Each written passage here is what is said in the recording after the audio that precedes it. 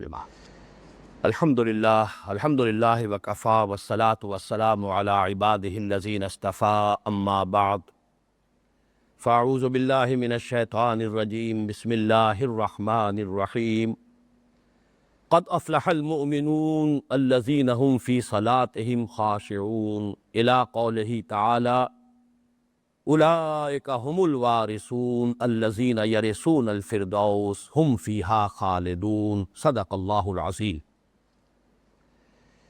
پچھلی نشست کے اختتام پر فلاح کے موضوع پر ہماری گفتگو جاری تھی، اور میں یہ عرض کر رہا تھا کہ انسانی شخصیت دو اجزاء سے مرکب ہے۔ اس کا ایک وجود حیوانی ہے، مادی ہے، ظاہری ہے۔ ایک وجود باطنی ہے، معنوی ہے، روحانی ہے۔ اس کے لیے قرآن مجید کے تو ویسے بہت سے مقامات ہیں، لیکن اس وقت جو خاص طور پر میں نے جس پر فوکس کیا تھا آپ کی توجہ کو، وہ سورہ مومنون ہی کی وہ آیات ہیں کہ جو ان 11 آیات کے بعد آ رہی، وہاں سے وہ فلاح کا صحیح تصور سامنے آ جائے گا کہ انسان کی تخلیق کا ایک مرحلہ لقد خلقنا الانسان من سلالۃ من طین، دوسرا مرحلہ ثم جعلناہ نطفۃ فی قرار مکین، تیسرا مرحلہ ثم خلقنا النطفۃ علقۃ، اب ثم نہیں ہے، فا ہے، فخلقنا العلقۃ مضغۃ فخلقنا المضغۃ عظاما فکسونا العظام لحما، پھر ہم نے نطفے سے علقہ بنایا، علقے سے مضغہ بنایا، مضغہ سے ہڈیاں بنائیں، پھر ہڈیوں پر گوشت چڑھا۔ یہ تیسرا مرحلہ۔ اب چوتھا مرحلہ آیا ثم انشأناہ خلقا آخر، پھر ہم نے اسے اٹھایا ایک اور ہی اٹھان پر۔ یہ لفظ انشاء سمجھ لیجئے، انشاء ہم کہتے ہیں انشاء پردازی، انشاء کہتے ہیں کسی شے کو اٹھانا۔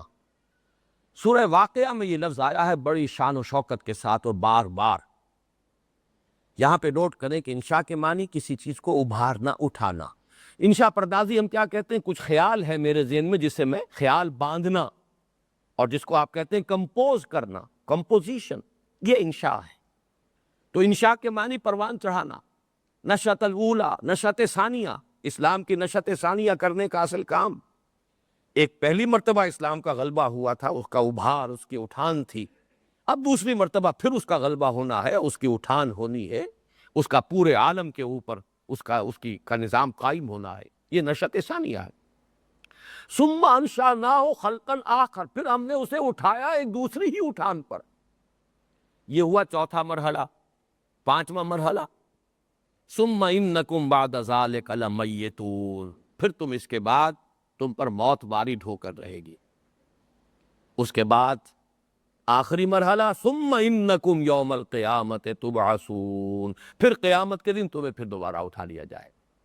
اب یہاں اس وقت اس پورے مقام کی وضاحت مطلوب نہیں ہے، میں صرف ثم انشأناہ خلقا آخر، پھر ہم اسے اٹھاتے ہیں دوسری اٹھان پر، اس کی وضاحت کے لیے آپ کو ایک حدیث سنانا چاہتا ہوں، اور اس کے حوالے سے بھی یہ بات نوٹ کر لیجئے کہ قرآن مجید کی تفسیر اولاً تو ہوگی بالقرآن، ثانیاً بالحدیث، اس لیے کہ ظاہر بات ہے جن پر وحی نازل ہوئی، جو محبت وحی تھے، جن کا فرض منصب ہی یہ قرار دیا گیا، وَنَزَّلْنَا إِلَيْكَ الْكِتَابَ لِتُبَيِّنَ لِلنَّاسِ مَا نُزِّلَ إِلَيْهِمْ، اے نبی ہم نے آپ پر یہ کتاب جو نازل کی ہے تو صرف آپ کے لیے تو نہیں، لوگوں کے لیے، تاکہ آپ پر اس لیے نازل کی تاکہ آپ اسے واضح کریں لوگوں کے لیے، اس کے مضمرات کو کھول کھول کر بیان کریں، جہاں اجمال ہو اس کی تفصیل کریں، جہاں ابہام ہو اس کی وضاحت کریں۔ اور یہ میں سورہ قیامہ میں بھی ہم پڑھ چکے ہیں کہ جب حضور کو روکا گیا لا تحرک بہ لسانک لتعجل بہ ان علینا جمعہ وقرآنہ فاذا قرأناہ فاتبع قرآنہ ثم ان علینا بیانہ، اور یہ بیان جو ہے قرآن کا، یہ خود قرآن سے بھی ہوا، سنت سے بھی ہوا، حدیث سے بھی ہوا۔ تو اس ضمن میں یہ حدیث نوٹ کیجئے، اور یہ حدیث جو ہے متفق علیہ ہے، اپنے سند کے اعتبار سے جو بلند ترین سطح ہو سکتی ہے حدیث نبوی کی وہ ہے، صحیح بخاری میں بھی، صحیح مسلم میں بھی۔ راوی اس کے ہیں حضرت عبداللہ ابن مسعود رضی اللہ تعالیٰ عنہ، جو کبار صحابہ میں سے ہے، فقہاء صحابہ میں سے، یہ دونوں الفاظ نوٹ کیجئے، سینئر صحابہ، ابتداء میں سابقون الاولون میں شامل ہے۔ پھر یہ فقہاء صحابہ، وہ صحابہ کہ جن کو خاص طور پر تفقہ فی الدین اور خاص طور پر احکام فقہ کے ساتھ خصوصی مناسبت تھی، ان میں سے یہ بھی۔ چنانچہ فقہ حنفی جو ہے وہ اصل میں فقہ عبداللہ ابن مسعود ہے، اس لیے کہ امام ابو حنیفہ رحمۃ اللہ علیہ 2 واسطوں سے حضرت عبداللہ ابن مسعود کے شاگرد ہیں۔ تو فقہ حنفی در حقیقت حضرت عبداللہ ابن مسعود کی فقہ ہے، جسے ہم اہل ظاہر کہتے ہیں یا اہل حدیث کہتے ہیں۔ ان کے پاس زیادہ علم عبداللہ ابن عمر کا ہے رضی اللہ تعالی عنہما۔ یہ مختلف ہے، مختلف جو ہیں، ایک ہی جو ہے مختلف شاخوں کے اندر وہ علم پھٹا ہے، مختلف شخصیات اس کے اندر بڑی اہمیت کی حامل ہوئی ہے۔ بہرحال یہ ایک برسبیل تذکرہ بات تھی۔ عن ابی عبد الرحمن عبداللہ ابن مسعود رضی اللہ تعالی عنہ قال حدثنا رسول اللہ صلی اللہ علیہ وسلم وهو الصادق المصدوق۔ حضرت عبداللہ ابن مسعود فرماتے ہیں کہ ہمیں بتایا، ہم سے بیان کیا محمد الرسول اللہ صلی اللہ علیہ وسلم نے۔ اور یہاں خاص طور پر ایک بات کہی ہے حضرت عبداللہ ابن مسعود رضی اللہ تعالی عنہ نے، وَهُوَ الصَّادِقُ الْمَصْدُوقُ، یہ جن کا قول میں تمہیں سنانے چلا ہوں وہ ہیں جو الصادق ہیں، سچے ہیں، اور مصدوق ہیں، جن کی سچائی کی گواہی اللہ نے دی ہے اور تمام انسانوں نے دی ہے۔ تو وہ صادق، کیونکہ بات بڑی باریک تھی جو آ رہی ہے، وہ ظاہر بات ہے کہ آج بھی وہ کیتھ ایلمور نے بھی مانا ہے، جو کینیڈا کے اندر سب سے بڑا ماہر سمجھا جاتا ہے ایمبریولوجی کا، علم الجنین کا، کہ واقعہ یہ ہے کہ تصور نہیں کر سکتے، جبکہ ابھی مائکروسکوپ کا وجود تک نہیں تھا، جبکہ کوئی ڈسیکشنز نہیں تھی، ابھی کہیں یہ چیر پھاڑ کا سلسلہ نہیں ہوا تھا، قرآن مجید نے یہ حقائق کیسے بیان کر دی؟ اسی پر تو سب سے زیادہ جو ہے حیرت ہوئی تھی مورس بکائی کو، جس پر وہ ایمان لایا، خاص طور پر ایمبریولوجی۔ اس اعتبار سے کیونکہ یہ بات جس وقت حضرت عبداللہ ابن مسعود بیان فرما رہے ہیں، اس کو ویریفائی کرنے کا کوئی اور ذریعہ تو ہے نہیں، وہ تو کچھ غیبی حقیقتیں ہیں جن کو یہاں سامنے لایا جا رہا ہے، لہٰذا یہاں خصوصاً فرمایا وَهُوَ الصَّادِقُ الْمَصْدُوقُ، جن کا قول میں تمہیں سنانے چلا ہوں، نوٹ کر لو، وہ صادق ہے، مصدوق۔ اس صادق المصدوق صلی اللہ علیہ وسلم کا قول کیا ہے؟ قال، انہوں نے فرمایا، ان احدکم یجمع خلقہ فی بطن امہ، تم میں سے ہر شخص کی جو خلقت ہے، تخلیق، اس کے ماں کے پیٹ میں اس طرح جمع ہوتی ہے، اس طرح تدریجاً آگے بڑھتی ہے، 40 یوما نطفۃ، 40 دن تک وہ نطفے کی شکل میں ہوتی ہے، ثم یکون علقۃ مثل ذلک، پھر وہ علقہ ہوتی ہے، وہ بھی اتنے ہی دیر کے لیے، یعنی 40 دن کا معاملہ جو ہے وہ علقہ کا ہے، ثم یکون مضغۃ مثل ذلک، پھر وہ مضغہ کی شکل میں ہوتی ہے، اور وہ بھی 40 دن تک، مثل ذالک، 40 جمع 40 جمع 40 120 دن، یہ 4 مہینے کا معاملہ ہے کہ جس کو یہاں بیان کیا گیا۔ اب نوٹ کیجئے قرآن کی آیت، ثم جعلناہ نطفۃ فی قرار مکین ثم خلقنا النطفۃ علقۃ فخلقنا العلقۃ مضغۃ، یہ وہ مراحل ہیں کہ جن کو حضور نے یہاں بیان کیا۔ ثم یرسل الیہ الملک، پھر یہ 120 دن کے بعد، اگرچہ اس کی ایک تعبیر اور بھی کی گئی ہے، میں اس تفصیل میں اس وقت نہیں جاؤں گا، لیکن اجماع تقریباً جو شارحین حدیث ہیں ان کا اجماع اسی پر ہے کہ یہ 120 دن ہے، 40 جمع 40 جمع 40۔ ثم یرسل الیہ الملک فینفخ فیہ الروح، پھر اللہ تعالیٰ بھیجتا ہے فرشتے کو اور وہ اس میں روح پھونکتا ہے۔ یہ ہے اصل میں ثم انشأناہ خلقا آخر، یہ ایک اور ہی اٹھان ہے، اب ایک نئی شخصیت وجود میں آئی ہے، اب یہ محض حیوان نہیں رہا، اس میں جو اکثر مغالطہ ہوا لوگوں کو، اور جن لوگوں کو مغالطہ ہوا وہ قابل معافی ہے، اس لیے کہ یہ ہم جو باٹنی، زوالوجی، بایولوجی، پھر مائکروسکوپس، اور اس کے اندر ایک سیل اور ایک لیونگ جو یونٹ ہے، وہ سیل ہے، وہ ایسا سیل ہے کہ جو ظاہر بات ہے کہ اس آنکھ سے تو دیکھا بھی نہیں جا سکتا، وہ تو مائکروسکوپ سے کہیں دیکھا جا سکتا ہے، تو اور اس کے اندر جان موجود ہوتی ہے۔ ایبیبا یونی سیلولر اینیمل ہے، اینیمل پورا ایک سیل پر مشتمل، اور آج تو وہ ان سیلوں سے بھی نیچے گزر گئی بات، یہ وائرس جو ہے یہ تو ان بیکٹیریا سے اور ان یونی سیلولر آرگنزم سے بھی کہیں نیچے کی شے، اور اسی نے قیامت ڈھائی ہوئی ہے، چاہے ایڈ ہے تو وہ بھی اسی سے آ رہی ہے، اور یہ انفلوئنزا ہے تو اسی سے آ رہا ہے، اور آج کل بہت ہی سخت قسم کے جو گیسٹرو انٹرائٹس ہے وہ وائرس سے آ رہا ہے۔ آج تو یہ ہے کہ پہلے جیسے ہو گیا تھا کہ جو مرض تشخیص نہ ہو الرجی کا ٹھپا لگا دیجئے، اور دوسرا یہ کہ اب اور مل گیا ہے کہ جس کی آپ تشخیص نہ کر سکے وائرس کہہ دیجئے، چھٹی ہوئی۔ جیسے کبھی PUO ہوتا تھا، پائرکسیا آف ان نون اوریجن، وہ آج وائرس ہے۔ تو آج کے زمانے کی بات اور ہے، اس وقت کی بات کیجئے، لوگوں نے یہ سمجھا کہ یہ 120 دن کے بعد جان ڈالی جاتی ہے۔ بس یہی سب سے بڑی غلطی ہے۔ جان تو جو سپرمیٹوزوون ہے، وہ جو ایک سیل آتا ہے مرد کی طرف سے، وہ بھی جاندار ہے، بڑا متحرک، مائکروسکوپ میں کبھی آپ نے دیکھا ہو جو اس میں تڑپ ہوتی ہے اور جو اس میں حرکت ہوتی ہے، وہ تو جاندار شے ہے۔ اسی طرح ماں کی طرف سے جو بیضہ آیا ہے، جو اووم آیا ہے، وہ بھی لیونگ سیل ہے، جان ڈالنے کا کوئی سوال نہیں ہے۔ دونوں مل کر زائگوٹ بنا ہے، وہ تو بہت ہی زندہ شے ہے۔ تو جان ڈالنا نہیں، یہ روح ڈالنا، یہ جان اور روح میں جو ہم آج تک کرتے رہے ہیں مغالطہ، ان دونوں کو علیحدہ نہیں کیا ہے، اس کی وجہ سے دین کی بہت سی حقیقتیں جو ہے وہ پردے میں رہ گئی۔ ہمارا ایک مکمل وجود روحانی وجود ہے۔ یہ روحانی وجود وہ ہے کہ جو عہد الست جس سے لیا گیا تھا، الست بربکم قالوا بلا، الارواح جنود مجندہ، لشکروں کی شکل میں تھے حضرت آدم سے لے کر، اور آخری انسان جو دنیا میں نسل آدم میں پیدا ہوگا، سب کی ارواح موجود تھی، اور سب سے اللہ نے عہد لیا تھا الست بربکم قالوا بلا۔ جسم کسی کا نہیں تھا، سب ارواح تھی، لیکن ارواح معین تھی، مشخص تھی۔ یہ روح محمدی ہے، یہ روح ابراہیم ہے، یہ روح آدم ہے، یہ روح موسیٰ ہے، یہ روح ابو جہل کی، اور یہ روح فلاں کی، سب کے سب موجود تھے۔ تمام انسان اپنے جو بھی مابہل امتیازات، جو ان کی خصائص ہیں، ان کے ساتھ موجود تھے، ارواح موجود تھے۔ اس کے بعد وہ کولڈ سٹوریج میں ڈال دی گئی۔ کہیں کوئی کولڈ سٹوریج ہے اللہ کا بہت بڑا، وہ ارواح جو ہے سلا دی گئی۔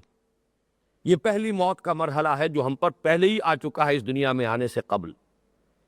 اس کے بعد اب جب یہ تخلیق کا سلسلہ شروع ہوا، مادی تخلیق کا، یہ تناسل جو ہو رہا ہے، یہ مرد کا نطفہ اور عورت کا بیضہ، اور ان دونوں سے مل کر نطفۃ امشاج نبتلیہ فجعلناہ سمیعا بصیرا، ملا جلا نطفہ، مخلوط نطفہ، پھر اس سے علقہ اور مضغہ، اور پھر اس سے ہڈیاں اور اس کا گوشت بنا۔ یہ جو ایک فزیکل جو ایولیوشن ہو رہا ہے، جو کریشن ہو رہی ہے رحم مادر میں، اب ایک مرحلہ آیا ہے جب کہ لا کر اس روح کو اس کے ساتھ شامل کر دیا گیا۔ اس سے پہلے یہ صرف ایک حیوان تھا، ابھی انسان نہیں تھا۔ اب وہ انسان بن گیا ہے، اب اس کے دونوں وجود مل گئے ہیں، وجود حیوانی اور وجود روحانی۔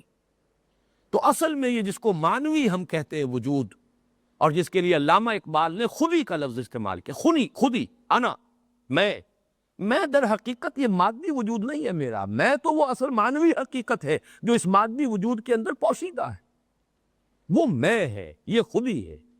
اس خودی کی تعمیر کرنی ہے۔ تعمیر سے مراد کیا ہے؟ یہ جو میری اصل شخصیت ہے، یہ لپیٹ دی گئی ہے غلافوں کے اندر۔ اور میں کئی دفعہ سنا چکا ہوں، آج پھر اب جب ریکارڈنگ ہو رہی ہے تو میں وہ پورے کوٹیشن دینا چاہتا ہوں۔ اپنشد کا جملہ ہے، یہ بہت خوبصورت جملہ۔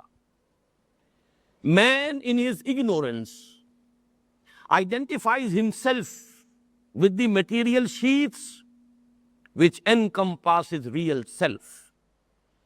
انسان کی یہ جہالت ہے، لا علمی ہے، کہ وہ اپنی اصل معنوی شخصیت کے گرد جو غلاف لپٹے ہوئے ہیں، ان غلافوں کو سمجھ بیٹھتا ہے یہ میں ہوں، حالانکہ وہ حقیقت میں وہ تو وہ ہے جو اندر لپٹی ہوئی شے ہے، وہ لپٹی ہوئی ہے، وہ تو معنوی وجود ہے، وہ خود ہی تو نظر نہیں آتی۔ وہ انا کس بلا کا نام ہے ہم نہیں جانتے۔ جب میں کہتا ہوں میرا ہاتھ، تو میں تو کچھ اور شے ہوں نا اس ہاتھ سے علاوہ۔ میرا ہاتھ ہے، یہ پوزیسو موڈ ہے اس کا، پروناؤن کا میرا، مائی میں پوزیسو موڈ ہے۔ میرا ہاتھ، میری آنکھیں، میری زبان، میرے کان، میرے پاؤں، میرا یہ، میرا وہ، میرا جسم، میرا وجود، تو میں کون ہوں؟ یہ میں کوئی اور ہی شے ہے۔ ثم انشأناہ خلقا آخر، پھر ہم نے اٹھایا ہے اسے ایک اور ہی تخلیق پر، ایک اور ہی وجود عطا کیا ہے۔ وہ وجود جو ہے وہ ہے روحانی وجود۔ اب یہ جو ہے man in his ignorance identifies himself with the material sheaths which encompasses real self، ہوتا کیا ہے؟ اپنی اس جہالت میں انسان اپنے آپ کو سمجھ بیٹھتا ہے، اپنے مادی وجود سے تعبیر کر بیٹھتا ہے۔ ساری توجہ اسی پر ہو رہی ہے، اسے خوب اچھے سے اچھے صابن سے، خوشبودار صابن سے دھوئے گا، اس میں ذرا سی کو تکلیف ہو جائے بے چین ہو جائے گا، اس کے پاس اس کے پاس معالج کے پاس ڈاکٹر کے پاس، اس وجود کو ذرا بھوک لگ جائے گی اس کے لیے کوشاں ہو جائے گا، اس مانوی وجود کی توجہ ہی نہیں۔ وہ بیمار ہو رہا ہو، وہ لاغر ہو رہا ہو، وہ ضعیف ہو گیا ہو، وہ کمزور ہو گیا ہو، اسے بھوک ستا رہی ہے، اسے پیاس لگی ہوئی ہے، اسے جانتا ہی۔ یہی بات ہے جو قرآن نے کہی ہے، وَلَا تَكُونُوا كَالَّذِينَ نَسُوا اللَّهَ فَأَنسَاهُمْ أَنفُسَهُمْ اولئک هم الفاسقون۔ ان لوگوں کے مانند نہ ہو جانا جنہوں نے اللہ کو بھلا دیا تو اللہ نے انہیں اپنے آپ سے غافل کر دیا۔ یہی ہے فاسق، جب اپنی اصل حقیقت سے غافل ہو گئے اور سارا مادی وجود ہی کے تقاضے جو ہے ان کو پورا کرنے میں لگ گئے تو فاسق اور فاجری بنیں گے اور کیا بنیں گے؟ اس مانوی حقیقت کی طرف تو توجہ ہے ہی نہیں، اس کو غذا پہنچانے کی کا تو احساس ہی نہیں، اس کے تغذیہ اور تقویت کے لیے تو کوئی فکر ہے ہی نہیں، لہذا ہوگا کیا؟ پھر فاسق تو فاجر ہو گئے۔ اولئک هم الفاسقون، وہی فاسق ہیں جو اپنے آپ کو بھول گئے ہیں۔ یہ اپنے آپ کو بھول جانا دیکھیے کس قدر، یہی وجہ ہے میرا اپنا ذاتی خیال یہ ہے کہ اپنشد خاص طور پر صحف ابراہیم کی تحریف شدہ کتابیں، اپنشد جو ہے یہ ہندوؤں کی اولڈسٹ بکس ہے جن کے بارے میں یقین کے ساتھ کوئی بھی نہیں جانتا کہ یہ کب لکھے گئے۔ برہما کا تصور جو ہے میرے نزدیک ہندوؤں میں لفظ ابراہیم کی بگڑی ہوئی شکل ہے۔ جیسے عیسائیوں نے حضرت عیسیٰ ابن مریم کو خدا کا بیٹا بنا دیا، انہوں نے حضرت ابراہیم کو خدا بنا دیا۔ برہما، برہمن، خدا والا، ربانیون، ربانیون کسے کہتے ہیں؟ رب والے، ربانیون، برہمن، برہما، برہمن، یہ الفاظ کہاں سے آ گئے؟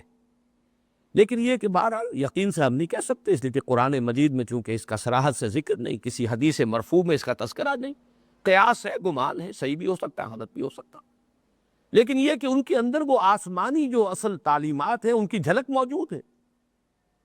گیتا میں کہیں تناسخ کا تصور موجود نہیں ہے، گیتا کے اندر عالم آخرہ، جنت اور دوزخ کا تصور موجود، آخرت کا اس کا تناسخ کا ذکر نہیں، تناسخ فلسفیانہ تصور ہے ہندوؤں کا۔ لیکن گیتا کو آپ پڑھ جائیے، اس میں تو سورگ اور نرگ، نرگ کہتے ہیں جہنم کو اور سورگ ہے، سورگی کہتے ہیں نا، جو جسے ہم کہتے ہیں کہ فلاں صاحب مرحوم جو رحمت خداوندی میں پہنچ گئے وہ سورگ میں پہنچ گئے، سورگ ان کے ہاں جنت ہے اور نرگ ان کے ہاں آگ والی جگہ ہے، جہنم، وہی تصورات ہیں۔ تو اصل میں تو مشکات نبوت ہی کے یہ انوار ہیں جو مختلف جگہوں پر گئے ہیں، البتہ لپٹ گئے ہیں، وہ بہت سا خیر بہت سے شر کے اندر لپٹ گیا ہے، غلط نظریات شامل ہو گئے ہیں، تحریفات ہو گئی ہیں، تقدیم و تاخیر ہو گئی ہے، یحرفون الکلم عن مواضعہ، ایک شے کو ایک جگہ سے ہٹا کر دوسری جگہ رکھ دیا گیا ہے۔ محفوظ کلام، آخری ہدایت اللہ کی جو تا قیام قیامت جس کی حفاظت کا ذمہ ہے وہ قرآن مجید ہے صرف۔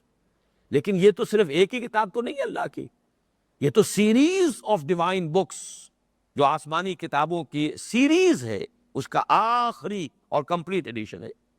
بہرحال یہ میرا تصور ہے، اسی لیے میں نے اپنشد کا یہ جملہ آپ کو اس اہتمام سے سنایا ہے، اور اس وقت توجہ کیجئے قرآن کی آیت وَلَا تَكُونُوا كَالَّذِينَ نَسُوا اللَّهَ فَأَنسَاهُمْ أَنفُسَهُمْ، دیکھو ان لوگوں کے مانند نہ ہو جانا جنہوں نے اللہ کو بھلا دیا، اللہ نے انہیں اپنے آپ سے غافل کر دیا۔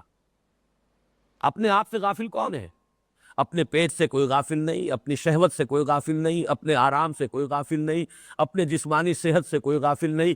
اب ٹھیک ہے، جس کے پاس وسائل جتنے ہیں اتنا ہی بھاگ دوڑ وہ کر لے گا، علاج کروائے گا، ٹونا ٹوٹکا کروائے گا، کچھ اور کروائے گا، حکیم کے پاس جائے گا، ہومیوپیتھی کروائے گا، یا پھر جائے گا کہیں باہر اور امریکہ میں یا انگلینڈ میں بائی پاس کرا کے آئے گا، وہ تو ہے اپنی اپنی جو صلاحیت اور استعداد ہے۔ لیکن کون شخص ہے جو اپنے اس وجود سے غافل ہے؟ اس وجود سے تو سب کے سب جو ہے پورے طور پر آگاہ ہے، پوری اس کی توجہ جو ہے اس کی طرف ہم نے مبذول کی ہوئی۔ تو یہ جو فرمایا فَأَنسَاهُمْ أَنفُسَهُمْ، بھلا دیتا ہے اللہ انہیں، غافل کر دیتا ہے اللہ انہیں اپنے آپ سے۔ اپنے آپ سے مراد وہ روحانی وجود ہے، اور یہی روحانی وجود ہے جس کی بنا پر انسان مسجود ملائک ہوا۔ 2 مرتبہ قرآن مجید میں یہ مضمون بھی نوٹ کر لیجیے، آج جو میں نے بیان کیا، اہم مضامین 2 جگہ ضرور آئیں گے، سورہ حجر میں، سورہ صاد میں۔ اللہ تعالیٰ نے فرشتوں سے کہہ دیا تھا آدم کی تخلیق سے قبل، فَإِذَا سَوَّيْتُهُ وَنَفَخْتُ فِيهِ مِن رُوحِي فَقَعُوا لَهُ سَاجِدِينَ، جب میں اس انسان کی تخلیق مکمل کر دوں، اس کی نوک پلک سنوار دوں اور اس میں اپنی روح میں سے پھونک دوں، تب گر پڑنا اس کے سامنے سجدے میں۔ مسجود ملائک انسان کا روحانی وجود ہے، حیوانی وجود کیا ہے؟ کچھ بھی نہیں، بڑا گھٹیا، بڑا کمزور، اس کی کیا حیثیت ہے؟ اصل حیثیت جو ہے وَلَقَدْ كَرَّمْنَا بَنِي آدَمَ وَحَمَلْنَاهُمْ فِي الْبَرِّ وَالْبَحْرِ، جو مسجود ملائک ہے وہ تو اس کا روحانی وجود۔ اب یوں سمجھیے کہ اصل فلاح کیا ہے؟ اندر یہ وجود چھپا ہوا ہے، معنوی ہے، باطنی ہے، روحانی ہے۔ اوپر خول ہے، ہمارا جسم پہلا خول ہے، یہ بھی نوٹ کر لیجئے۔ دوسرا خول کیا ہے؟ یہ میں نے لباس اپنے جسم کے اوپر پہنا ہوا، یہ دوسرا خول ہے۔ میں جب اپنے کمرے میں بیٹھا ہوتا ہوں، اس کا ساز و سامان، وہ کسی کا محل، کسی کی کٹھیا، یہ تیسرا خول ہے۔ اسی لیے آتا ہے قرآن مجید میں کہ قیامت کے روز اللہ تعالیٰ فرمائے گا، آ گئے ہو نا ہمارے پاس، وَتَرَكْتُمْ مَا خَوَّلْنَاكُمْ وَرَاءَ ظُهُورِكُمْ، چھوڑ آئے نا وہ سب کچھ جس میں ہم نے تمہیں لپیٹ دیا تھا، وہ سارے خول چھوڑ آئے، آ گئے ہو نا ہمارے پاس تنہا۔ یہ محل بھی یہی رہ جائیں گے، گدیلے بھی یہی رہ جائیں گے، بڑے قیمتی پردے جو ٹنگے ہوئے ہیں آپ کی کھڑکیوں پر وہ بھی یہی رہ جائیں گے، سب خولناکم، یہ سب خول ہیں۔ تمہاری اصل قیمتی شے تو وہ تمہارا روحانی وجود ہے جو تمہارے اندر تھا، یہ تھی ہماری امانت۔ عرضنا الامانۃ علی السماوات والارض والجبال فابین ان یحملنها واشفقن منها وحملها الانسان، وہ تو یہ ہے در حقیقت۔ اس اعتبار سے نوٹ کیجئے کہ در حقیقت اس حیوانی وجود کو پھاڑ کر اس میں سے وہ روحانی وجود کو برآمد کرنا اور اس کو نشو و نما دینا، یہ فلاح ہے۔ فلاح کے لفظی مفہوم کے ساتھ اس کی اس معنوی حقیقت کو سمجھیے۔ جیسے آم کی گٹھلی پھٹتی ہے تو دو پتیاں برآمد ہوتی ہیں،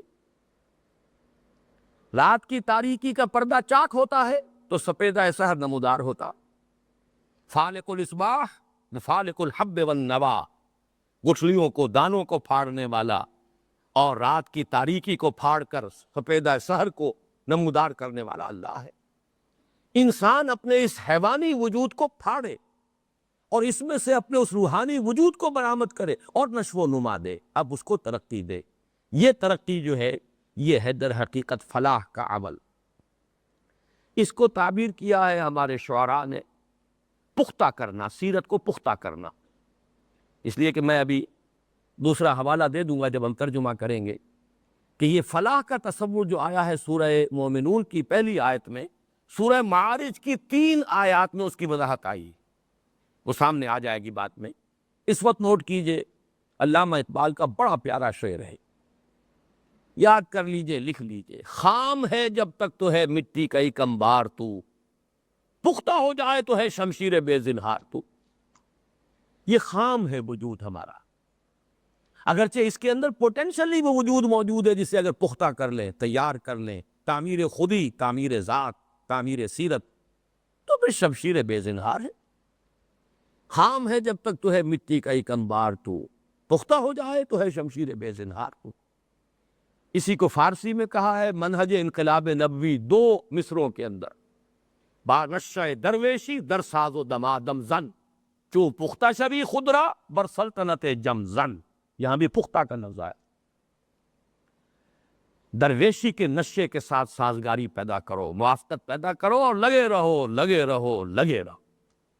دمادم زن، دمادم زن، دمادم، با نشہ درویشی در ساز و دمادم کر، چوں پختہ شبی خودرا بر سلطنت جم زن۔ جب پختہ ہو جاؤ تو اپنے آپ کو جم کی سلطنت پر دے مارو، ٹکراؤ اس سے۔ جیسے قرآن مجید میں آیا فَيَدْمَغُهُ، اللہ تعالیٰ حق کا کوڑا مارتا ہے باطل کے سر پر، فَيَدْمَغُهُ، اس کا بھیجا نکال دیتا ہے۔ تو جب تک باطل کے ساتھ ٹکرائیں گے نہیں اہل ایمان تو اس کا بھیجا کیسے نکلے گا؟ یہی مضمون ہے کہ جو اکبر الہ آبادی جنہیں علامہ اقبال نے تسلیم کیا اپنا معنوی مرشد، انہوں نے اس کو سادہ ہے، وہاں پہ زبان یہ شکوہ تو نہیں ہو سکتا، یہ جو علامہ اقبال کے کلام میں جو جلالت شان ہے، جو شکوہ ہے لفظ کی بھی، لیکن یہ تو خاک میں مل اور آگ میں جل، جب خشت بنے تب کام بنے، تب کام چلے، تو خاک میں مل اور آگ میں جل، جب خشت بنے تب کام چلے، ان خام دلوں کے عنصر پر تعمیر نہ کر، بنیاد نہ رکھ۔ یہ خام مواد یہ نہیں، اس کو تیار کرو، پختہ کرو، اس تیاری کا کیا پروگرام ہے؟ وہ ہے جو ان دو مقامات پر آیا۔ آخر اس کا کوئی پروگرام ہوگا، اس کی کوئی میتھڈالوجی ہوگی، اس کے کچھ اساسات ہیں، اس میں اندر کچھ ریاضتیں ہیں، کچھ مشقتیں ہیں، کچھ اپنے نفس کے خلاف جو ہے اس کو روکنا ہے، تھامنا ہے۔ نہن نفس عن الہوا کی کیفیت ہے، حیوانی وجود کے تقاضوں کو لگام دینی ہے، لگام کھینچنی ہے، اور اپنے روحانی وجود کو ارتقاء دینا ہے، اسے برآمد کرنا ہے، اس کو نشو و نما دینا ہے، جیسے دو پتیاں بڑھتی ہے اور آم کا درخت بنتا ہے۔ وہ جو اس کو کہیے یہ سلوک قرآنی ہے۔ بدقسمتی ہماری، ہم نے سلوک کے لیے نہ معلوم ہندو جوگیوں سے طریقے مانگ لیے، ہم نے کئی نو افلاطونی تصورات اختیار کر لیے، دنیا میں مختلف جو تصوف کے طریقے رہے وہ طریقے ہم نے اختیار کر لیے۔ یہ سلوک قرآنی ہے جو ان دو مقامات پر آئے گا، یہ ہے اس کی اساسات، یہ ہے اس کا پروگرام، یہ ہے میتھڈالوجی، یہ ہے نشہ درویشی جو محمد نے سکھایا ہے صلی اللہ علیہ وسلم۔ با نشہ درویشی در ساد و دما دمزن، وہ درویشی کچھ اور ہے جو دوسرے نظام جو ہے، جو خانقاہی نظام ہے، وہ درویشی کچھ اور درویشی ہے، یہ درویشی کچھ اور درویشی۔ اسی میں ایک بات اور نوٹ کر لیجئے، یہ جو ہم تزکیے کی بات کرتے ہیں، فلاح کی بات کرتے ہیں، اس میں بھی ہمارا تصور اکثر و بیشتر بہت محدود رہ جاتا۔ میں یہاں پہ دو مقامات قرآن کے نوٹ کرانا چاہتا ہوں۔ قد افلح من تزکا وذکر اسم ربہ فصلی، قد افلح من تزکا، کامیاب ہو گیا وہ جس نے اپنا تزکیہ کر لیا، اپنے آپ کو پاک کر لیا گھٹیا خیالات سے، گھٹیا آرزوؤں سے، گھٹیا امنگوں سے، پست خیالات سے، پست امنگوں سے، سب سے پاک کر لیا۔ وہی ہوگا جو کامیاب ہوگا۔ قد افلح من تزکا، یہ سٹارٹنگ پوائنٹ ہے فلاح کا، لیکن اسی فلاح کی آخری منزل کیا ہے؟ الا ان حزب اللہ هم المفلحون، آگاہ ہو جاؤ کہ اصل میں فلاح پانے والے اللہ کی پارٹی، وہ اللہ کی انقلابی جماعت، انقلابی پارٹی حزب اللہ، جن کے اوصاف بیان ہوئے سورہ مائدہ میں، جن کے اوصاف بیان ہوئے سورہ مجادلہ میں۔ لا تجد قوما یؤمنون باللہ والیوم الآخر یوادون من حاد اللہ ورسولہ ولو کان آباءہم او ابناءہم او اخوانہم او عشیرتہم، تم نہیں پاؤ گے کسی کو بھی جو اللہ پر اور آخرت پر ایمان رکھتا ہو کہ وہ اس کے ساتھ دوستی کرے جو دشمن ہو اللہ کا، خواہ وہ باپ ہو، خواہ بیٹا ہو، خواہ بھائی ہو، خواہ رشتہ دار۔ یہ رشتے جب تک کٹ نہیں جاتے، کل ہی جو میرا مضمون چھپا ہے نوائے وقت میں، اس میں اس کی تفصیل آئی ہے، جب تک یہ رشتے کٹتے نہیں ہیں اس وقت تک حزب اللہ کیسے وجود میں آ جائے گی؟ خونی رشتوں سے حزب اللہ نہیں بنا کرتی، نسلی رشتوں سے حزب اللہ نہیں بنتی، لسانی اشتراک کی بنیاد پر حزب اللہ وجود میں نہیں آتی، رنگ اور نقوش و جو خد و خال ہیں ان کے مشابہت کی وجہ سے حزب اللہ وجود میں نہیں آتی، حزب اللہ وجود آتی ایمان کی بنیاد۔ تو ابھی وہ سمجھیے فلاح کا سٹارٹنگ پوائنٹ تزکیہ، پاک کرنا، یہ سٹارٹنگ پوائنٹ۔ اور جیسا کہ میں عرض کر چکا ہوں، اصل میں ہم اس درس میں اسی پر اپنی توجہ مرکوز کریں گے، لیکن میں وارن کر رہا ہوں کہ اس پہ اوپر آپ یہ نہ سمجھ لیجئے کہ یہی کل فلاح ہے، یہ تو فلاح کی سٹارٹنگ پوائنٹ کی حیثیت ہے ان چیزوں کی جو اس درس میں آ رہے ہیں۔ اصل میں یہی ہے، جیسے دو پتیاں نکلی ہیں اگر اور اس کی گٹھلی پھٹی ہے آم کی، تو اس کو آپ درخت نہیں کہہ دیتے، ابھی یہی نشو و نما پائے گی، اسے تنا بنے گا، اسی میں شاخیں آئیں گی، اسی میں پتے لگیں گے، اسی کے اندر پھل لگیں گے، وہ درخت بنے گا۔ اس درخت کی چوٹی کیا ہے؟ الا ان حزب اللہ هم المفلحون، آگاہ ہو جاؤ اللہ کی حزب، اللہ کی پارٹی، وہ انقلابی جماعت، وہ ہے فلاح پانے والی۔ جبکہ خانقاہی نظام جو ہے اس میں صرف ابتدا ہے، اور اس ابتدا میں بہت سے انبار اور جمع کر دیے گئے۔ صرف نماز پر کیا اکتفا کرنی ہے، کچھ اور مراقبے بھی کرو، کچھ اور ضربے بھی لگاؤ، کچھ اور بھی طریقے سیکھو، کچھ اور بھی اشغال ہو، کچھ اور ریاضتیں ہو، یہ سب انبار لا کے جمع کر دیا گیا ہے، اس لیے کہ جو اس کی اوپر جو نشو و نما ہونی تھی وہ سامنے ہے ہی نہیں۔ حزب اللہ بننے کا تصور ہی نہیں ہے، انقلابی جد و جہد کی فرضیت کا تصور ہی نہیں ہے، وہ تو بس وہی ہے، ضربیں لگ رہی ہیں اور مراقبے ہو رہے ہیں اور ذکر اور اشغال ہیں، اور وہی خانقاہی نظام ہے۔ کہاں وہ بات کہ نکل کر خانقاہوں سے ادا کر رسم شبیری، کہ رسم خانقاہی ہے فقط اندوہ دلگیری۔ اس کے لیے میں دو آیات بھی آپ کو نوٹ کرانا چاہتا ہوں، اور یہ پچھلے درس میں بھی کہیں یہ ان کا حوالہ آیا تھا۔ کہ قرآن مجید میں متعدد مقامات وہاں ہیں کہ جہاں فلاح کو چار چار چیزوں سے مشروط کیا ہے. یہ ایک عجیب ہے اسلوب ہے قرآن کا. چنانچہ اب دیکھیے سورہ حج جو سورہ مومنون سے متصل قبل ہے، اس میں فرمایا یا ایھا الذین آمنوا ارکعوا واسجدوا واعبدوا ربکم وافعلوا الخیر لعلکم تفلحون. اہل ایمان رکوع کرو، سجدہ کرو، اللہ کی پرستش کرو اور اچھے کام کرو تاکہ تم فلاح پاؤ. یہ سٹارٹنگ پوائنٹ ہے، اس لیے کہ اس کے فوراً بعد سورہ مومنون کا یہ مقام آ رہا ہے، قد افلح المومنون الذین هم فی صلاتهم خاشعون والذین هم عن اللغو معرضون. یہ وہ سٹارٹنگ پوائنٹ، قد افلح من تزکا. اور سورہ آل عمران کی آخری آیت کیا ہے؟ یا ایھا الذین آمنوا اصبروا وصابروا ورابطوا واتقوا اللہ لعلکم تفلحون. اہل ایمان صبر کرو، استقامت کا ثبوت دو، اللہ کے دشمنوں کے ساتھ پنجہ آزمائی کرو، ان سے زیادہ ثابت قدم اپنے آپ کو ثابت کرو اور اللہ کا تقوی اختیار کرو. یا ایھا الذین آمنوا اصبروا وصابروا ورابطوا. جڑ جاؤ ایک دوسرے سے، بنیان مرصوص بن جاؤ، منظم ہو جاؤ، ڈسپلن پارٹی کی شکل اختیار کرو. واتقوا اللہ لعلکم تفلحون. وہ بات وہی آگے کہ نہیں آئی کہ ایک فلاح کیا ہے؟ قد افلح من تزکا. یہ سٹارٹنگ پوائنٹ ہے فلاح کے پروگرام کا. اور اسی کا نقطہ عروج کیا ہے؟ الا ان حزب اللہ هم المفلحون. آگاہ ہو جاؤ کہ اصل فلاح تو ملے گی کسے؟ جو حزب اللہ بن جائے. اس میں فلاح سے متعلق اب خاصی بات ہماری تفصیلاً آ گئی ہے. اب آج کا وقت بھی بہت کم رہ گیا ہے، تو آئیے کہ کم سے کم ان دو مقامات کا ترجمہ، یہ سامنے ٹیکسٹ موجود ہے، آپ اپنی توجہ کو اس پر مرکوز کریں، ساتھ ساتھ رواں ترجمہ کریں گے اور اس سے چند عنوانات معین کر لیں گے آج، جن پر کہ انشاءاللہ تعالی کل گفتگو ہوگی انشاءاللہ العزیز. اعوذ باللہ من الشیطان الرجیم، بسم اللہ الرحمن الرحیم. قد افلح المومنون. کامیاب ہو گئے اہل ایمان. اور نہایت خوبصورت اور پیارا ترجمہ باب و حامرہ کیا ہے جو لفظ فلاح کے ساتھ مناسبت رکھتا ہے، وہ شاہ عبد القادر رحمۃ اللہ علیہ، صاحب موضح القرآن. انہوں نے فرمایا کام نکال لے گئے اہل ایمان. جیسے کہیں کوئی دفینہ تھا، دفن کھودا اور نکال لیا. افلاح، میں نے کہا تھا فلاح پھاڑنا. افلاح کہیں سے کوئی چیز پھاڑ کر، کسی زمین کو پھاڑ کر وہاں سے دفینہ نکال لیتا. کام نکال لے گئے اہل ایمان، کامیاب ہو گئے اہل ایمان. الذین هم فی صلاتہم خاشعون. وہ کہ جو اپنی نمازوں میں خشوع اور خضوع اختیار کرنے والے. والذین هم عن اللغو معرضون. اور وہ کہ جو لغو سے، لا یعنی چیزوں سے اعراض کرنے والے ہیں، اپنے وقت کا کوئی حصہ جو ہے بیکار کسی کام میں صرف کرنے کے لیے تیار نہیں ہوتے. والذین هم للزکاۃ فاعلون. اور وہ لوگ کہ جو زکوٰۃ پر مسلسل عمل پیرا رہتے ہیں.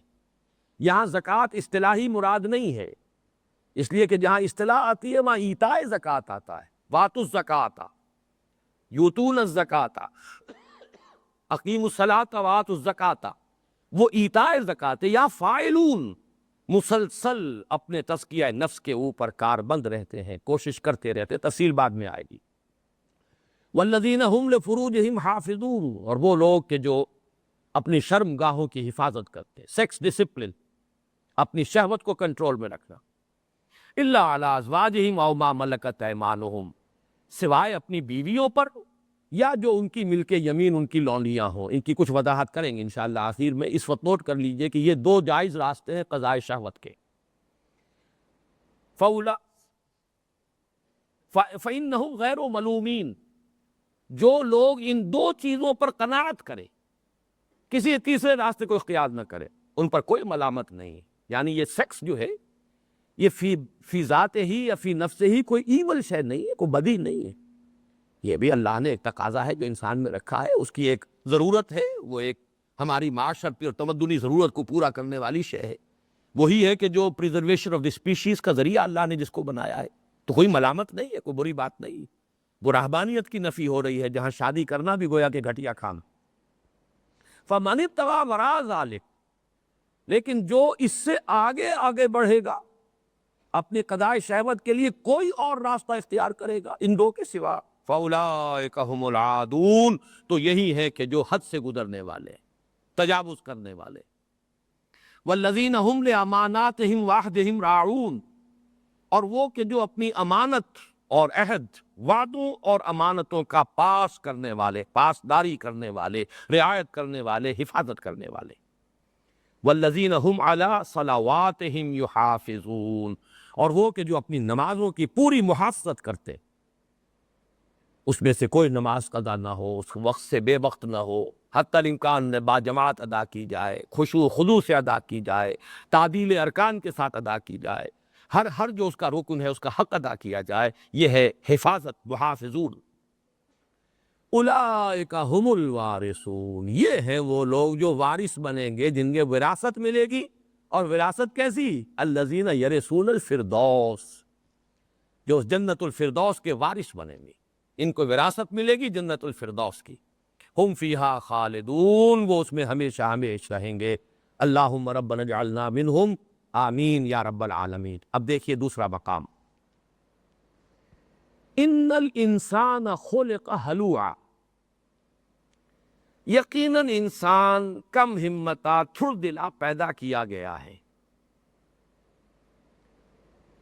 اذا مسہ الشر جزوعا، اس کے تھر دلے ہونے، کم ہمتے ہونے کی ایک علامت کیا ہے، ایک مظہر کیا ہے؟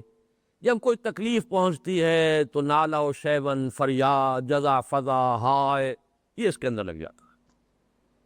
وَإِذَا مَسَّهُ الْخَيْرُ مَنُوعًا، اور جب اس کو کوئی خیر مل جائے، دولت مل جائے، کوئی چیز قابل قدر مل جائے، تو اس کو روک روک کر رکھتا ہے کہ کسی اور تک نہ پہنچ جائے، اپنی تجوری کے دروازے بند رکھتا ہے۔ إِلَّا الْمُصَلِّينَ، اب یہاں در حقیقت وہ فلاح پہ چونکہ گفتگو مکمل ہو چکی ہے، اگلی نشست میں میں اب اس پہ مزید اضافہ نہیں کرنا چاہتا۔ وہاں جو لفظ آیا ہے قد افلح، اس کے مقابلے میں یہ 3 آیات ہیں۔ انسان کے حیوانی وجود میں کچھ کمزوری کے پہلو ہے۔ انسان خلوع پیدا کیا گیا ہے، تھر دلا ہے، کم ہمتا ہے، حیوانی وجود اس کا کم ہمتا ہے۔ خلق الانسان ضعیفا، انسان کو کمزور پیدا کیا گیا ہے۔ خلق الانسان من عجل، انسان جلد بازی سے پیدا کیا گیا، اس کی سرشت میں جلد بازی ہے۔ انہ کان ظلوما جہولا، یہ ہے ہی بہت ظلم کرنے والا اور بہت ہی نادان اور جذبات میں آ جانے والا۔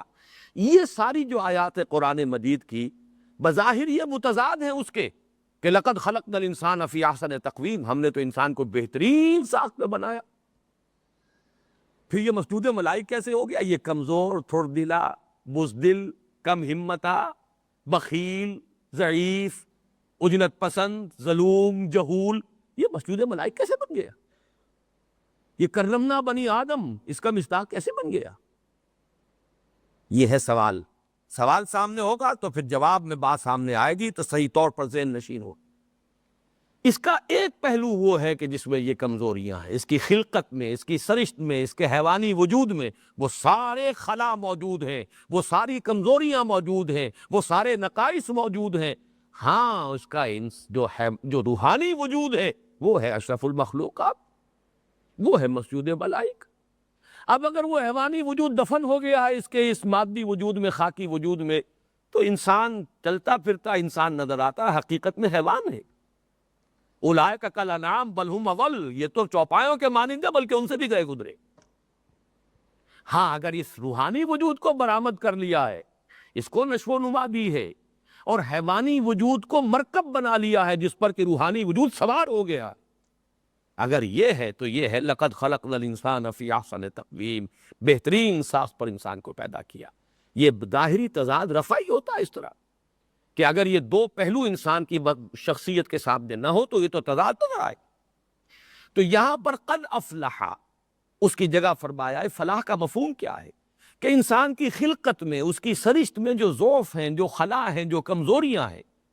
خلق الانسان ضعیفا، خلق الانسان من عجل، ان الانسان خلق ہلوعا، اپنی تخلیق کے اعتبار سے، حیوانی وجود کے اعتبار سے، عالم خلق سے جو اس کا حصہ ہے اس کے پہلو سے یہ بڑا تھوڑ دلا ہے، کم ہمتا ہے۔ اذا مسہ الشر جزوعا، کوئی تکلیف آتی ہے صبر نہیں کر پاتا، جزا فضا کرتا ہے، فریاد نالہ و شیون، شکوہ شکایت، آسمان کو بھی گالیاں، اللہ سے بھی جو ہے انسان ناراض، جو ہم سورہ تغابن میں پڑھائے ہیں۔ وَإِذَا مَسَّهُ الْخَيْرُ مَنُوعًا، کو خیر مل گیا ہے تو سینت سینت کر رکھنے کی کوشش کرتا ہے۔ دولت ہے تو وہ اپنی تجوری میں بند رہے، کسی اور تک اس کا فیض نہ پہنچ جائے۔ إِلَّا الْمُصَلِّينَ، سوائے نمازیوں کے۔ اب یہاں نوٹ کیجئے، یہاں پر تقابل میں، یہ میں نے ایک اس کا بنا رکھا ہے چارٹ، انشاءاللہ کل اس کو سامنے لاؤں گا، کہ تقابل جب کریں گے تو پہلے مقام پر جو لفظ مومنون آیا تھا وہاں یہاں لفظ مسلین آیا ہے۔ گویا کہ مومن اور مسلی یہ ہم معنی الفاظ ہو، یہاں لفظ ایمان نہیں آیا، بلکہ الا المصلین، سوائے ان کے کہ جو نماز پر کاربند رہتے ہیں، وہ ہیں کہ جو اس کمزوری سے بالاتر ہو جاتے ہیں، جو اپنی شخصیت کو پختہ کر لیتے ہیں، جن کے اندر تعمیر سیرت اور تعمیر خودی کا عمل بروئے کار آ جاتا ہے۔ الا المصلین الذین هم علی صلاتهم دائمون، جو کہ اپنی نمازوں پر مداومت کرتے ہیں، گنڈے دار نہیں، جب جی میں آیا پڑھ لی اور جب جی میں نہیں آیا تو نہیں، مداومت۔ والذین فی اموالہم حق معلوم للسائل والمحروم، اور وہ کہ جن کے مالوں میں معین حق ہے سائلوں کے لیے اور محرومین کے لیے، وہ اپنے مال کو اپنی تجوری میں بند کر کے نہیں رکھتے بلکہ ادائے حقوق کے اندر صرف کرتے ہیں، جس کا جو حق اللہ نے معین کیا ہے۔ آت ذی القربى حقہ والمسکین وابن السبیل ولا تبذر تبذیرا، یہ حق ہے جو اللہ نے مقرر کیے۔ والذین یصدقون بیوم الدین، اور وہ لوگ کہ جو جزا و سزا کے دن کی تصدیق کرتے ہیں، مانتے ہیں کہ ایک دن آ کر رہے گا جب کہ ہر انسان کو اس کے اعمال کا بدلہ مل کر رہے گا۔ والذین هم من عذاب ربہم مشفقون، اور وہ لوگ کہ جو اپنے رب کے عذاب سے ڈرتے رہتے ہیں، لرزاں و ترساں رہتے ہیں۔ یخافون یوما تتقلب فیہ القلوب والابصار، جو سورہ نور میں ہم آیت پڑھا ہے۔ ان عذاب ربہم غیر معمون، یقیناً ان کے رب کا عذاب ایسی ہی شے ہے جس سے کسی کو نچنت نہیں ہو جانا چاہیے، بے پرواہ نہیں ہو جانا چاہیے، ڈرتے رہنا چاہیے، وہ واقعتاً قابل حذر ہے۔ اب وہی 4 آیتیں آ رہی ہیں۔ والذین هم لفروجہم حافظون، وہ لوگ کہ جو اپنی شرمگاہوں کی حفاظت کرتے ہیں، الا علی ازواجہم او ما ملکت ایمانہم، سوائے اپنی بیویوں پر یا اپنے ملک یمین پر، فإنہم غیر ملومین، تو وہ ان کو کوئی ملامت نہیں ہے۔ فمن ابتغى وراء ذلك فاولئک هم العادون، لیکن جو تلاش میں ہو اس سے زائد کے، جو اس سے بڑھ کر کچھ اور راستہ اختیار کرے تو وہ ہیں کہ جو حد سے گزرنے والے ہیں۔ والذین هم لاماناتہم وعہدہم راعون، اور وہ لوگ کہ جو اپنی امانتوں اور اپنے عہد کی پوری پاسداری اور حفاظت کرنے والے ہیں۔ والذین هم بشہاداتہم قائمون، اور وہ لوگ کہ جو اپنی گواہیوں پر قائم رہنے والے ہیں، گواہی کا حق ادا کرتے ہیں، سچ بات کہتے ہیں جہاں سچ کہنے کا موقع آتا ہے، کہیں چھپاتے نہیں ہیں کسی گواہی کو۔ یہ بھی چونکہ ایک امانت ہے، پہلے مقام پر اس کا ذکر نہیں ہے، یہ وہ میں جب آپ کو دکھاؤں گا وہ ٹیبل جو بنائی ہے میں نے تو اس سے نمایاں ہو جائے گی بات، لیکن وہ اگلی نشست میں ہوگی۔ والذین هم بشہاداتہم قائمون والذین هم علی صلاتہم یحافظون، وہ لوگ جو اپنی نماز پر محافظت کرتے ہیں، پوری حفاظت کرنے والے۔ اولئک فی جنات مکرمون، یہ وہ لوگ ہیں کہ جن کا اعزاز و اکرام کیا جائے گا جنتوں میں۔ اللہم ربنا اجعلنا منہم، اللہم ربنا اجعلنا منہم۔ 2 منٹ بیٹھیے، ابھی وقت ختم نہیں ہوا ہے۔ یہ جو دونوں مقامات کا ہم نے ترجمہ کر لیا ہے، اس میں اب نوٹ کر لیجئے کہ 7 ہیڈنگز ہمارے سامنے ہیں جن پر کہ اب ہمیں گفتگو کرنی ہے۔ پہلی چیز نماز، صلاۃ، اس کے بارے میں قابل توجہ کیا ہے؟ دونوں جگہوں پر اول بھی نماز ہے، آخر میں بھی نماز۔ قد افلح المؤمنون الذین هم فی صلاتہم خاشعون الا المصلین الذین هم علی صلاتہم دائمون، آخر میں بھی والذین هم علی صلواتہم یحافظون والذین هم علی صلاتہم یحافظون۔ گویا کہ یہ جو پروگرام ہے تعمیر سیرت کا قرآنی ہے، جو سلوک قرآنی ہے، اس میں اول و آخر نماز۔ مزید برآں جس جگہ لفظ مومنون آیا ہے سورہ مومنون میں، وہاں مسلین آیا ہے سورہ معارج میں۔ گویا کہ نمازی اور مومن یہ مترادف الفاظ ہیں۔ تیسری بات نوٹ کریں گے، 3 مرتبہ محافظت اور مداومت آئی ہے، 1 مرتبہ خشوع آیا ہے۔ خشوع باطنی شے ہے، نماز کی باطنی کیفیت، محافظت مداومت یہ ظاہری ہے۔ تو فرض نماز میں واقعتاً یہ محافظت اور مداومت زیادہ اہم ہے، اور در حقیقت مسلمان معاشرے کے اندر تعمیر سیرت کا جو اہم ترین ستون ہے وہ اقامت الصلاۃ ہے، نماز کا قائم کرنا۔ پہلا مضمون تو یہ ہے جس پر تفصیل سے گفتگو ہوگی۔ دوسرا زکوٰۃ کا مفہوم آ گیا، الذین ھم للزکوٰۃ فاعلون، اور اس کو یہاں لایا گیا وہ لوگ کہ جن کے مال میں حق ہے، محروم کے لیے بھی سائل کے لیے بھی۔ تیسری چیز آئی ہے جس کو سورہ مومنون میں کہا گیا اعراض عن اللغو، بیکار باتوں سے اپنے آپ کو بچانا، اور یہ آخرت کے مضمون کے حوالے سے آیا ہے سورہ معارج میں، اس لیے کہ آخرت پر جس کا یقین ہے اسے معلوم ہے کہ میری زندگی کا ایک ایک لمحہ بہت قیمتی، الدنیا مزرعۃ الآخرہ، یہ میں کسی بیکار کے کام میں اس وقت کو ضائع نہیں کر سکتا، یہ نہایت قیمتی متاع ہے، اس کے نتائج اس زندگی میں مجھے ملنے ہیں کہ جو ابدی ہے۔ اس کے بعد سیکس ڈسپلن، 3 آیات جوں کہ تو وہاں بھی ہے، 3 آیات وہاں بھی۔ پھر ہے عہد، امانت اور شہادت، ایفاء عہد، حفاظت امانت اور شہادتوں پر قائم رہنا۔ یہ سیرت و کردار کے بنیادی جو ٹیسٹ ہیں در حقیقت، جس میں معلوم ہوتا ہے کہ واقعتاً کوئی تزکیہ ہوا یا نہیں ہوا۔ نفلوں کے انبار لگا دیے ہو اور شہادت صحیح نہ دے سکے آدمی، وعدہ کرے پورا نہ کرے، دینے کا آدمی نہیں ہے وہ، چاہے ساری رات کھڑا ہو کر نمازیں پڑھتا ہو۔ ایفاء عہد، امانت داری، لا ایمان لمن لا امانت لہ، وہ تزکیہ کہاں ہوگا؟ حضور فرما رہے ہیں جس شخص کے اندر امانت داری کا وصف نہیں، اس میں کوئی ایمان ہی نہیں۔ ولا دین لمن لا عہد لہ، جس کے اندر عہد کی پابندی نہیں، اس کا کوئی دین نہیں ہے، بنا پھرتا ہو متقی اور بہت بڑا نیک اور بڑا صالح اور بڑا پرہیزگار اور عبادت گزار، اور جو شہادت نہ دے سکے حق کی، بودا انسان ہے، بیکار انسان ہے۔ یہ ہیں وہ 7 عنوانات جس پر کہ اب ہمیں انشاءاللہ آئندہ نشستوں میں گفتگو کرنی ہے۔ بارک اللہ لی و لکم فی القرآن العظیم ونفعنی و ایاکم بالآیات والذکر الحکیم۔